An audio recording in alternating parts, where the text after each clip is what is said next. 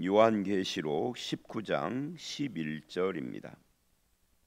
11절부터 마지막 절까지 오늘 이 본문은 방금 읽은 것처럼 백마탄 자와 하늘 군대의 승리에 대한 이야기입니다.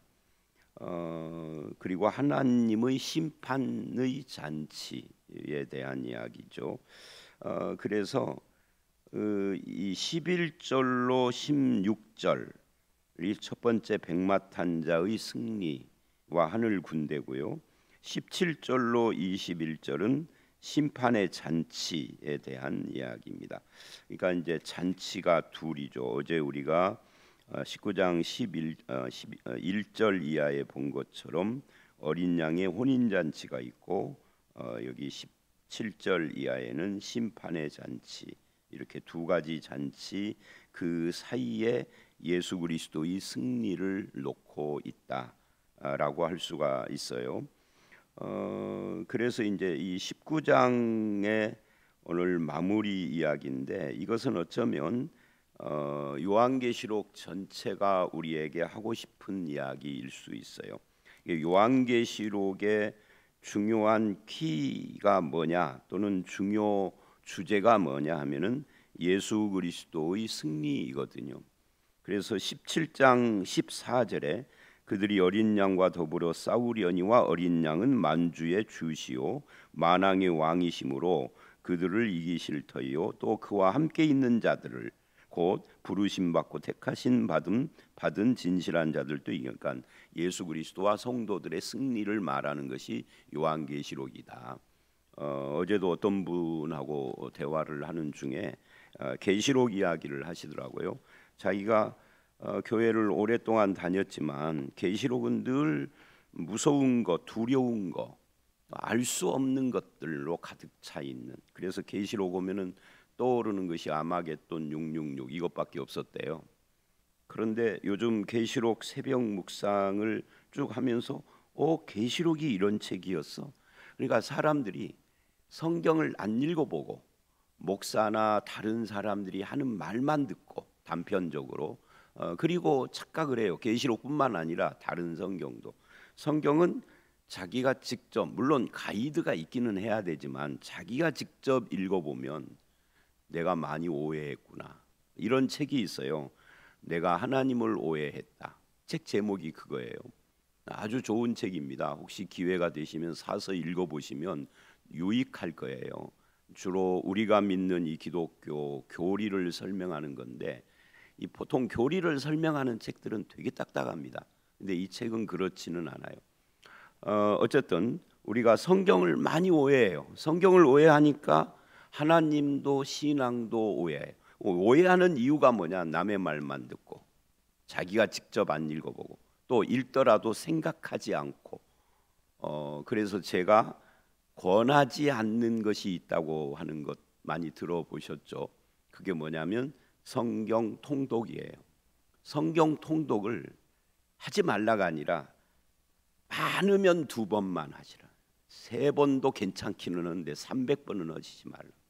300번 할 정성으로 묵상을 하시는 게 훨씬 좋아요. 성경 통독의 목적은 뭐냐? 성경 전체의 흐름을 알기 위해서. 그거 말고는 다른 의미가 없어요. 성경 전체가 이렇게 흐르는구나. 그러니까 멀리 서서 모악산 보는 거고 똑같죠. 모악산이 저렇게 생겼구나. 근데 모악산을 직접 안 올라가. 아무 의미가 없죠. 모악산을 직접 올라가 봐야 하는 것처럼 성경을 깊이 읽고 묵상하고 생각하고 연구하고, 그러지 않으면 여러분 성경의 흐름 알아서 뭐 하게요? 우리나라 역사하는 거고 비슷하지 뭐. 흐름을 아는 것은 그렇게 중요한 건 아니에요. 이해하기 위한 기초로서 흐름을 아는 거지. 근데 한국 사람들은 통독을 굉장히 많이 강조해서, 저도 학교 다닐 때, 신학교 다닐 때 교수님 하나가 일삼주오를 얼마나 많이 하는지, 하루에 3장, 주일날 5장. 근데요, 교육전사를 해보면요, 주일날 성경 5장이 아니라 1장 읽는 것도 피곤해서 못해. 너무너무 피곤해. 그냥 집에 가면 골아 떨어져요. 근데 일삼주오, 공허한 말이죠. 한가한 사람들에게 일삼주오를 어떻게 해요? 주일날 5장 절대 못 읽습니다. 교육전사를 안 해본 분들은 모르죠. 자, 그러니까 뭐예요? 성경을 자기가 직접 읽어보면 오해했구나. 계시록이 그게 아니었구나. 계시록은 복음이었구나 하는 것을 알 수가 있다고요. 다만 전제가 있어요. 계시록이 암호투성이다라고 하는 생각으로 읽으면 절대 안 됩니다. 그러면 안 보여요. 그냥 암호라는 생각 내려놓고 그냥 읽어야 돼요. 국어책 읽듯이. 읽다 보면 알만한 것들이 나와요. 모르는 것들도 있고. 그러니까 이 알만한 것들 이외의 것들을 알려면 이 누군가가 설명을 해줘야 되는데 그게 이제 주석 같은 것이고 아니면 뭐 교육자들한테 물어보고 그러는 거죠. 자, 오늘 이제 11절로 16절 여기는 백마탄자의 승리인데 이제 보십시다. 이것을 6장하고 비교해 볼 필요가 있어요. 거기서도 백마탄자의 승리가 6인 중에 맨 앞에 나와요. 그것에 대해서는 해석이 둘로 갈린다라는 이야기를 했었죠. 이게 적그리스도라라고 하는 분들은 뭐 예수님이 이기면 됐지 뭐 이기고 또 이기려고 한다라는 표현이 이상하다 그렇게 이야기를 해요. 뭐 그게 이상하면 여기도 이상한 거죠. 예수님 이긴 거 한 번만 말하지 뭘 여기 또 나와. 그거는 제가 보기에는 합당치 않아요. 그런 해석은.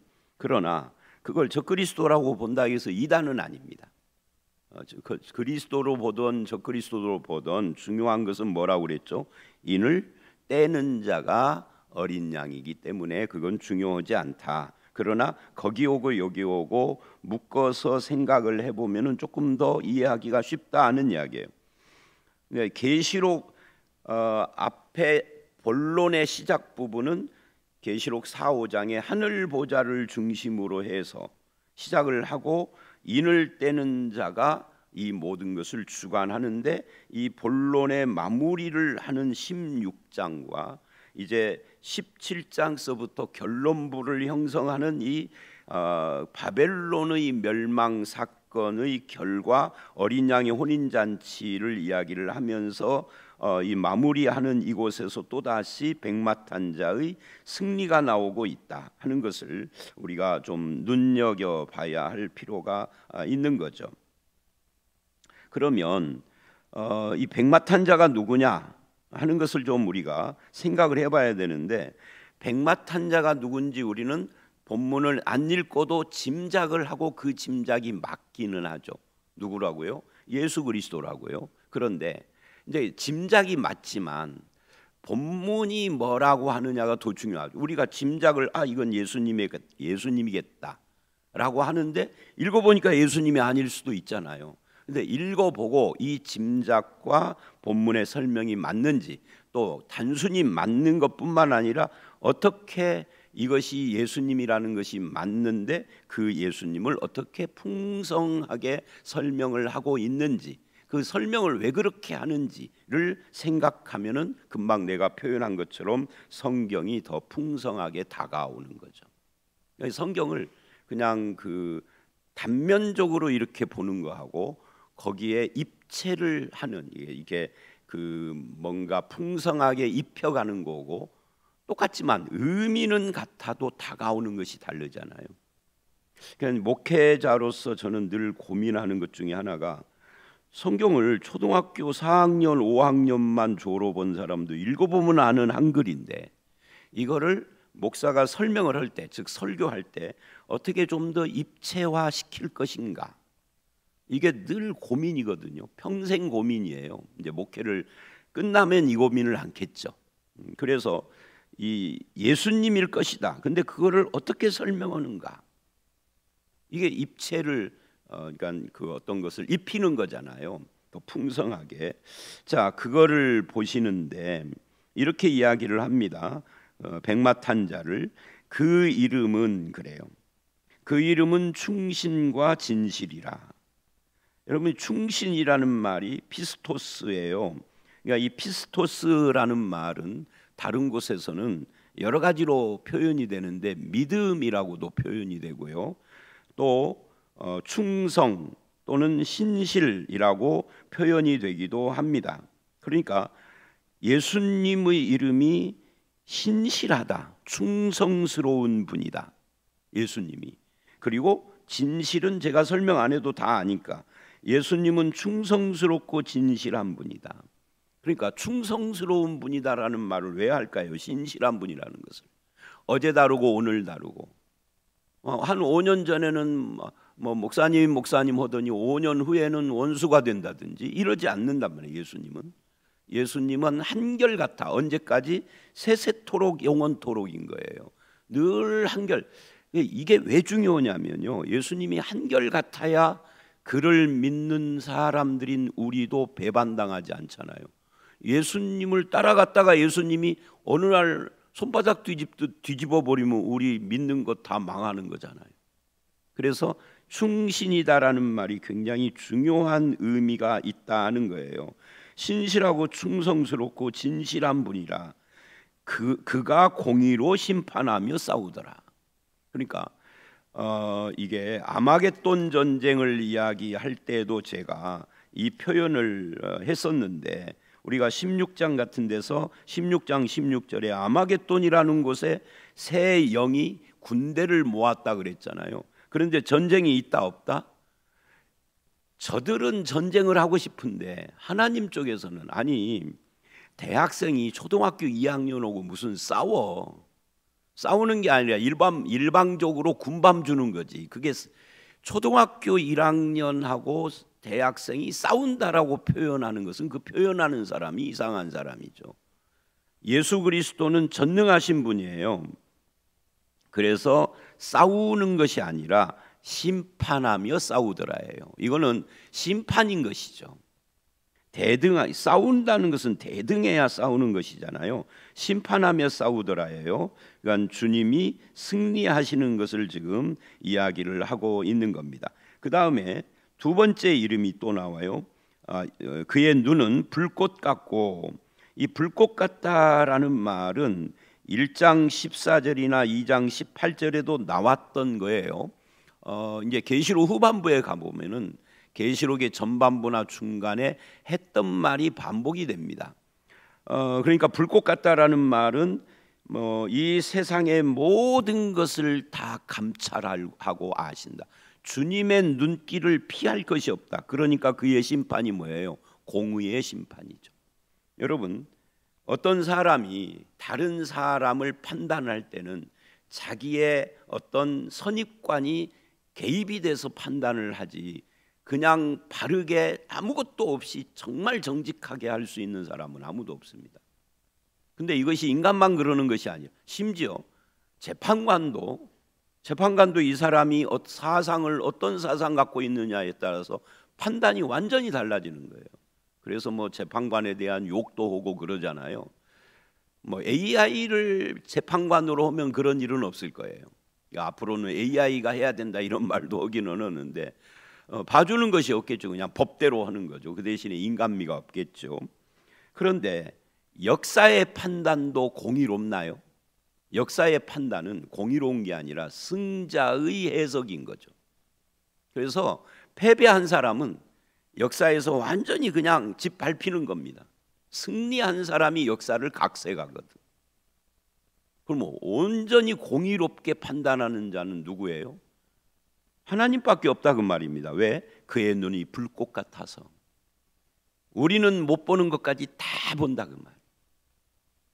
그죠? 우리가 사람 속을 알고 그 사람이 내 눈에서 안 보이는 데서 무슨 말을 하고 무슨 행동을 하는지를 모르니까 우리 판단은 옳지 않은 거예요. 그런데 하나님은 그렇지 않다. 우리가 못 보는 것까지 다 본다. 그의 내밀한 마음속 생각까지 다 본다. 그게 불꽃 같은 눈이에요. 자, 이런 식의 표현이 계시록에는 많이 나와요. 그 머리에는 많은 관들이 있고, 이 많은 관들이라는 것은 이분이 통치자다라는 이야기예요. 통치자 또는 승리, 영광 이런 걸 상징하는 겁니다. 그런데 그 관에 이름 쓴 것 하나가 있으니 그 이름이 뭐냐? 앞에 이름이 11절에 나왔죠. 충신과 진실이라고. 근데 여기는 이름 쓴 것이 있으니 자기밖에 아는 자가 없고 이렇게 이야기를 해요. 이름을 자기밖에 모른다. 도대체 이게 무슨 말씀이에요? 자기밖에 모른다라는 것은 그분이 자기의 이름을 밝히고 계시해 주어야만 우리가 안다, 그런 말입니다. 그래서 이제 그 이름이 또 나와요. 13절에도 나오고 16절에도 나오고. 자기밖에 알 수 없다고 하면서 11절에도 나왔었고 13절에도 또 나와요. 그러니까 이거 밝혀줬다는 이야기죠. 그러니까 예수의 이름이 아니라 이분의 이름을 아는 자는 믿는 자예요. 근데 믿지 않는 자는 그 이름을 끝까지 모르는 거죠. 죽을 때까지도. 하나님 앞에 심판받을 때 가서야, 아니 예수가 하나님이셨어? 그때서야 안다는 거죠. 그 전에는 몰라요. 그 전에 아는 사람은 구원받은 사람이에요. 그 다음에 13절에 이럽니다. 자기만 아는 이름을 밝혀요. 그가 또 피 뿌린 옷을 입었는데, 여러분 피 뿌린 옷을 입었다 하는 이 말씀을 보십시오. 이게 둘 중에 하나입니다. 우리는 피 뿌린 옷 그러면 그냥 십자가에서 흘린 대속의 피, 이렇게 생각을 하는 경향이 있어요. 그런데 이 피 뿌린 옷의 피가 예수 그리스도의 대속의 피를 말하는 것이냐 하는 것에 대해서 많은 학자들이 그거는 아니다라고 하는 견해를 이야기를 합니다. 그러면 이게 뭐냐라고 할 때 이것이 이제 15절하고 관계가 돼요. 그의 맹렬한 진노의 포도주 틀을 밟겠고 하는 이것과, 포도주 틀, 이거 앞에 나왔던 거죠. 이 포도주 틀은 말하자면 심판을 상징을 하는데, 왜 포도냐면 이 포도에서 튀어나오는 그 포도의 진액이 붉은 빛이라 피를 상징해서 이걸 심판의 상징으로 쓴 것입니다. 이게 이사야에 나오는 이사야 63장 1절로 6절에 나오는 말씀하고도 연결이 되는 거예요. 이 피 뿌린 옷이라든지 진노의 포도주 틀이라는 것이. 그렇다면 이거는 대속의 피를 말하는 것이 아니라 순교자의 피하고도 관계가 있고, 또 한편은 어떤 해석이 또 있느냐면 심판받은 대적자들의 피하고 관계가 있다라고 이야기를 합니다. 왜냐하면 이 예수 그리스도가 심판자로 지금 오시기 때문에 이런 표현을 하는 거예요. 자, 그런데 피 뿌린 옷을 입었는데, 그런데 그 이름이 뭐예요? 하나님의 말씀이라. 하나님의 말씀이라 그러면 이거는 우리가 잘 아는 것처럼 요한복음이나 요한이라고 하는 저자가 예수를 표현하는 방식이라는 걸 우리가 알고 있죠. 요한복음 1장 1절 이하에 보면은 예수님은 말씀이신데 하나님과 함께 계셨고, 그분 자체가 하나님이시고 그분이 천지를 창조하시고 붙들고 계신다. 이게 요한이 말하는 어법이잖아요. 물론 히브리서의 기자도 예수님을 말씀과 연결을 시키기도 합니다만은, 그러니까 예수님은 말씀입니다. 하나님의 말씀이 육신이 되셔서 우리 가운데 계시는. 그렇다면 예수님이야말로 하나님의 말씀, 구약의 모든 하나님의 말씀의 정화 같은 거죠. 성경 말씀을 요약하고 한 글자로 표현해라 그러면은 그게 복음, 즉 말씀이란 말이죠. 예수님이라는 말이죠. 그런 이야기예요. 그 말씀이 심판의 기준이 됩니다. 그 다음에 14절은 조금 특별한 이야기를 해요. 하늘에 있는 군대들이, 하늘 군대가 뭐냐라고 할 때 이거를 천군 천사들이라고도 말을 합니다. 그런데 천군 천사들만이 아니고, 여기 희고 깨끗한 세마포 옷을 입고 백마를 타고 그를 따르더라라고 해서 이들은 성도들을 가리킨다. 그러니까 예수님이 재림을 하실 때, 심판하러 오실 때에는 혼자 오는 것이 아니라 천군 천사와 모든 죽은 하나님의 백성 성도들이 부활해서 함께 오고, 살아있는 자들은 그들을 맞이하고, 이게 재림의 구조예요. 그래서 제가 늘 말을 하죠. 혼자 온 놈은 사기꾼이다. 혼자 온 놈은 그냥 1000% 사기꾼이에요. 제가 이런 사람들을 만나면 속이 상해요. 옛날에 한참 그 다미선 교회가 난리를 칠 때 다미선 교회는 이단이다 그랬더니 어떤 분이 그러는 거예요. 가서 직접 들어보지 않고 어떻게 이단인 줄 아느냐. 여러분, 된장 찍어 봐야 맛을 압니까? 이 된장인지 똥인지를 꼭 먹어봐야 돼요. 찍어 먹었는데 그게 똥이면 어떡하려고? 이단에 빠져버리면. 가서 볼 것이 아니고요. 이단은 들어만 봐도 알아요. 그냥 제목만 봐도 이단인지 알아야 돼. 그게 복음을 선명하게 아는 사람이에요. 근데 한국 교회에 그런 사람이 드물다는 거예요. 성도들 중에. 그래가지고 가서 보고 판단한다고 해가지고 빠진 사람을 또 제가 알아.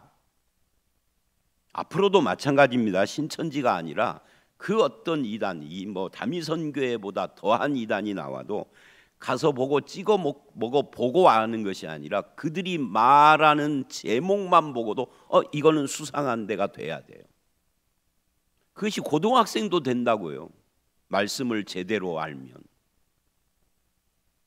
자, 못 말하다가 그러니까 다시 14절에 하늘 군대. 그러니까 예수님 재림은 천군 천사와 함께 성도들 다 데리고 오는 재림입니다. 혼자 온 놈은 사기꾼이다. 자, 그런데 하늘 군대들이 뭐예요? 희고 깨끗한 세마포 옷을 입고 백마를 타고 예수님을 닮았다 그 말이에요. 예수님도 백마 타고. 그래서 이단들이 자주 하는 것이 뭐라고요? 어제도 말씀드렸죠. 백마 타고 사진 찍는 짓거리를 한다고요. 자기가 예수라는 말을 자기 입으로 참아 못하고 상징으로 보여주는 거예요. 이 계시록을 가지고. 근데 더 재밌는 것은 저 북한에 있는 어떤 놈도 백마를 타. 참 웃기는 것들이에요. 참 수상한 것들은 백마를 잘 타요. 성경을 패러디하는 겁니다. 그러나 성경은 백마 탄 자는 예수님이고 그 뒤를 따르는 성도들이 다 백마를 탄다. 승리에 참여한다는 거예요. 백마를 탔다는, 백마는 흰 말인데요. 이거 승리를 말하는 거거든요. 그러니까 예수의 승리에 어린 양의 신부들인 성도들도 똑같이 세마포 옷을 입고, 여러분 예수님도 세마포 옷을 입었어요. 그런데 성도들도 세마포 옷을 입고, 이게 어디 나왔죠? 어제 말씀 8절에 나왔어요. 근데 세마포 옷이 뭐라고요? 옷이라고요? 행실이라고요? 어제 말씀 8절은 세마포 옷이 옷이 아니라 행실이라고요. 근데 이단들은 이 세마포 옷을 그냥 옷이라고, 흰 옷이라고 생각을 해서 12시에 흰 옷 입고 모여라 이딴 짓을 한다고요. 그게 다미선 교회였어. 그러니까 성경에 무지한 성도들이 열심은 있는데 성경을 모르니까 분별 없이 따라가는 거예요. 그래서 성경을 제대로 알아야 된다. 제가 어떤 분이 어떤 그 페이스북에 글을 올렸는데, 말씀을 아는 것이 중요한 것이 아니라 오늘날은 기도를 많이 한다 그래서 댓글을 달았어요. 기도도 중요하지만 말씀을 제대로 알고 하지 않는 기도는 잘못됩니다. 성경 말씀을 모르니까 이상한 짓을 하는 거잖아요. 또 그런 사람들을 속여먹기가 쉽고 가스라이팅하기가 쉬운 거잖아요. 성도들도 예수 그리스도의 승리에 참여한다 하는 것을 지금 이야기를 하고 있는 것이고, 이 세마포 옷은 옷이 아니라 성도들의 행실이라고 어제 말씀 8절에 이미 성경에서 말을 했어요. 성도들의 평가 기준이 그들의 행실에 있다 하는 것을 이야기하고 있는 겁니다. 옳은 행실, 예수 그리스도의 의의 옷을 입고, 그런 이야기예요. 그 다음에 15절, 그의 입은 이제 예수님을 말하는 겁니다. 예리한 검이 나오니 그것으로 만국을 치겠고 친히 그들을 철장으로 다스리며 또 친히 하나님 곧 전능하신 이의 맹렬한 진노의 포도주 틀을 밟겠고, 이 15절의 끝에 맹렬한 진노의 포도주 틀을 빼놓고 보면은 이 말씀이 어디에서 봤던 말씀이에요. 어디에서 봤던 말씀이죠? 이게요, 시편 2편에도 나오는 말씀이고, 그리고 철장으로 만국을 치겠고 철장으로 다스리며 친히라고 하는 이것은 요한계시록 12장에 한 여자가 아이를 뵌 사건을 이야기를 하잖아요. 그거 상징이에요. 여자는 뭐라고 그랬죠? 구약으로 말하면 언약이고 신약으로 말하면 그 언약을 잉태한 구약의 교회가 언약이 출산을 해서 이 땅에 오고, 그게 예수님이에요. 아이죠. 아이가 나오고 난 뒤에 신약은 교회라고요. 그러니까 구약의 교회는 이스라엘이고 신약의 교회는 교회인데 이걸 여자라고 표현을 했다고요. 마리아라는 몸을 통해서 예수님이 오셨지만 마리아는 그냥 통로고, 언약을 이야기를 한단 말이죠. 여자가 아이를 낳았다 하는 것은. 근데 그 아이를 뭐라고 하느냐면 장차 철장으로 12장 5절, 여자가 아들을 낳음에 이는 장차 철장으로 만국을 다스릴 남자라. 이것도 얼마나 웃기냐면, 제가 계시록을 하다 보면 이단 이야기 하다가 시간이 잘 가요.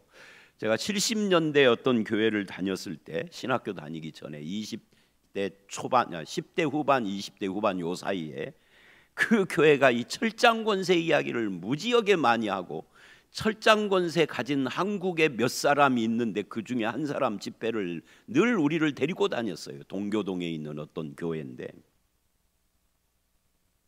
그 철장 권세를 그 교회 목사가 가졌다고. 야 하면 사람들이 막 손이 붓고 뒤로 떨어진다고. 알고 보니까 체면술이야. 철장 권세는 예수 그리스도입니다. 목사가 갖는 것이 아닙니다. 부흥사가 갖는 것이 아닙니다. 지금 예수님 설명하고 있잖아요. 이게 시편 2편에 근거를 둔 거예요. 그래서 시편 2편을 메시아시라고 하는 겁니다. 신학을 좀 알아야 하는데 성경도 모르고 신학도 모르니까 목사들이 그딴 짓을 하는 거예요. 알고도 그러면은 나쁜 놈이고요. 그래서 맹렬한 진노의 포도주 틀을 밟고 이렇게 이야기를 합니다. 그래서 이제 요 이야기를 다 마치고 예수님이 또 이름 하나가 더 있다라고 16절에 말하는데, 그게 뭐예요? 그 옷과 다리에 이름 쓴 것이, 아까는 머리에 쓴 뭐예요? 그 모자, 거기에 이름이 있었는데 여기에는 옷과 다리에 이름이 있다, 그렇게 이야기를 합니다. 옷과 다리는 뭐 큰 의미가 있는 건 아니에요. 이름이 중요하죠. 그 이름이 뭐예요? 만왕의 왕이요 만주의 주라. 그러니까 이제 예수님의 이름을 다시 정리를 하면, 예수님의 이름은 11절 충신과 진실, 그 다음에 12, 13절 하나님의 말씀, 그 다음에 16절 만왕의 왕. 이게 예수님이라는 거예요. 만왕의 왕, 모든 왕들 위에 뛰어넘어 King of King, King of Kings, 그런 거죠. 그래서 예수 이외에 다른 왕은 없다. 이게 우리들의 신앙 고백이잖아요. 예수 믿는 사람은 주님의 말씀과 함께하고 예수님을 만왕의 왕, 만주의 주, 우리의 왕, 우리의 주라고 고백하는 자요, 예수 그리스도의 그 충신과 진실이심을 따르는 자들이다 하는 것을 보여주고, 그들은 예수의 승리에 동참한다. 그리고 이제 17절로 21절은 심판의 잔치예요. 심판의 잔치가 벌어졌는데 이렇게 이야기를 합니다. 한 천사가 태양 안에 서서 공중에 나는 모든 새를 향하여 큰 음성으로 외쳐. 여러분 보세요. 태양 안에 서서, 태양 안에 설 수 있는 존재가 있을까요? 태양 안에 서는 것이 아니라 태양에서, 지구에서 태양 쪽으로 조금만 가까이 가도요 그냥 뜨거워서 타서 죽어요. 그래서 이것을 미세조종이라고 부릅니다. 미세조종, 이 지구가 태양하고의 거리를 지금보다 멀어지면 지구가 얼음덩어리가 되고요, 지금보다 조금만 가까워지면 불덩이가 돼요. 그래서 이거를 누군가가 미세조종해 놨다. 우연히 된, 진화론적으로 우연히 된 것이 아니라 미세조종자가 있다. 그게 누구겠어요? 하나님이시죠. 태양 안에 서 있을 존재가 없어요. 그렇다면 태양 안에 서서라고 하는 이 한 천사, 이건 뭐예요? 상징이죠. 계시록은 상징적 언어라고요. 이게 왜 중요하냐면 내일 말씀인 20장을 해석할 때 20장에 다른 모든 것을 상징으로 말하면서 이것만큼은 상징이 아니라 문자로 보려고 고집하는 것이 있는데, 그게 천년왕국이에요. 여태까지는 모든 것을 다 상징으로 봤으면서 왜 그것만 문자로 보려고 고집을 할까요? 태양 안에 서서, 이건 누가 봐도 상징인 겁니다. 태양 안에 설 수가 없어요. 새들을, 공중의 새들을 향하여. 왜 새가 나올까요? 이 심판의 잔치에서 죽는 자들의 시체를 쪼아 먹으려고. 그런데 여러분, 심판은 모든 것이 끝나는데 뭐 새는 왜 나오죠? 왜 새가 나오느냐 하는 것을 물으면 안 돼요. 그냥 나오는 거예요. 뭐를 말하려고? 심판을 말하려고 나오는 것이지, 예수님의 심판이 끝난 뒤에도 이 세상에 새가 있냐 없냐 이거 따지면 안 돼요. 그냥 새들이 옛날에 요즘 전쟁하고 달라서, 옛날에는 전쟁은 막 들판에 시체들이 막 몇백 명, 몇천 명씩 널브러져 있을 거 아니에요. 그러면 새들이 와서 그 시체를 먹는다. 그걸 상징하는 거죠. 그 새들을 향하여서 음성으로 외칩니다. 이 천사가 와서 하나님의 큰 잔치에 모여라. 잔치에 모이면은 잔치의 특징이 뭐죠? 뭔가를 먹는 거잖아요. 근데 새들이 와서 먹어라 하니까 이게 시체들을 말하는 거죠.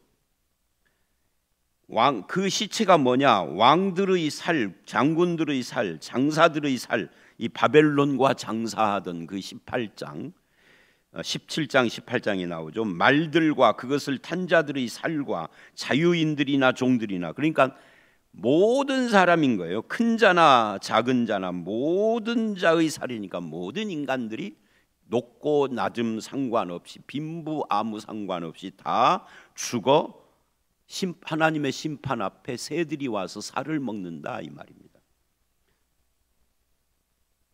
또 내가 보매 그 짐승과 땅의 짐승들과, 근데 그 짐승이 나오고 땅의 짐승들이 나와요. 그들의 군대들이 모여.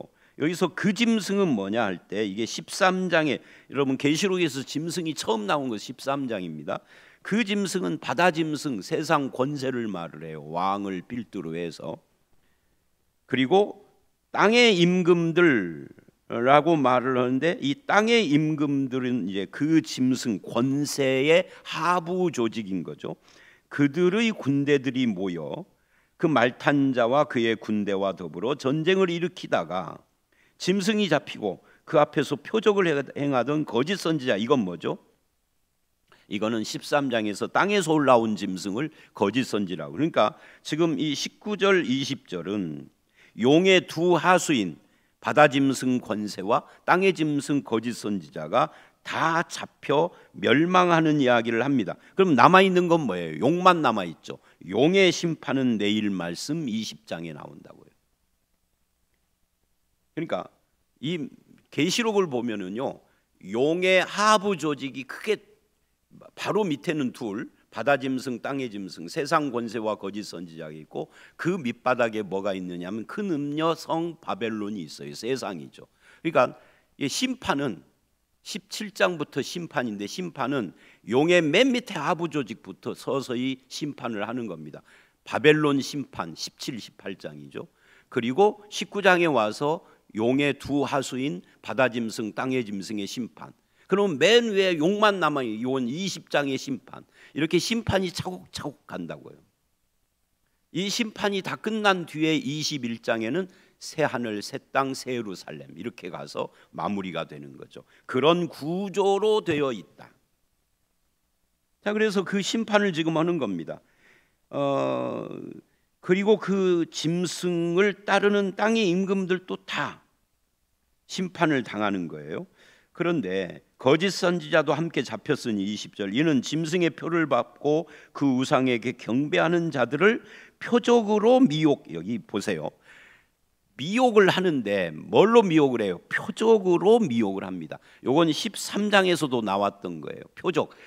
기적 좋아하는 사람들이 거짓 선지자 따라갑니다. 저처럼 기적 좋아하지 않는 사람은 이단에 잘 현혹이 안 돼요.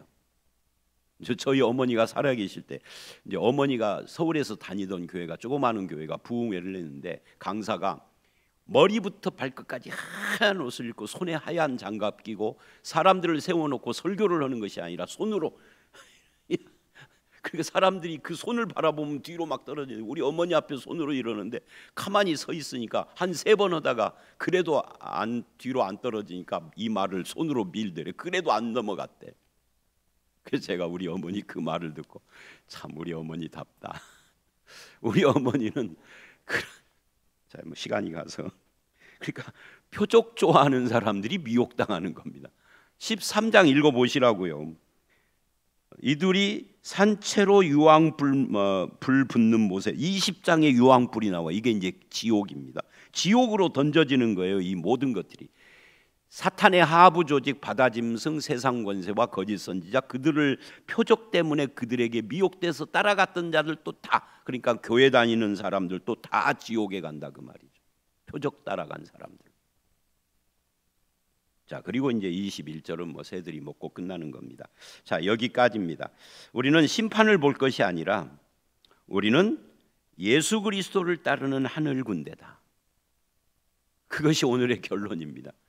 하늘 군대처럼 희고 깨끗한 세마포 옷을 입고 주님의 뒤를 따르는 저와 여러분들이 되시기를 주의 이름으로 축원합니다. 함께 기도하겠습니다. 하나님 아버지, 예수 그리스도는 충신이고 진실이시고 또한 하나님의 말씀이시고 만왕의 왕 만주의 주이신데 우리는 그분을 따르는 하늘 군대요 하나님의 백성인 것을 감사를 드립니다. 이것이 나의 결정이나 나의 어떤 지혜로 되어진 것이 아니라 주님이 주신 은혜로 말미암아 되어진 구원의 놀라운 축복인 것을 압니다. 이제는 흰 세마포 성도들의 옳은 행실을 가지고 주님을 따르는 삶을 살기에 부족함이 없도록 우리와 함께하여 주실 줄 믿사옵고 예수님 이름으로 기도드렸사옵나이다. 아멘.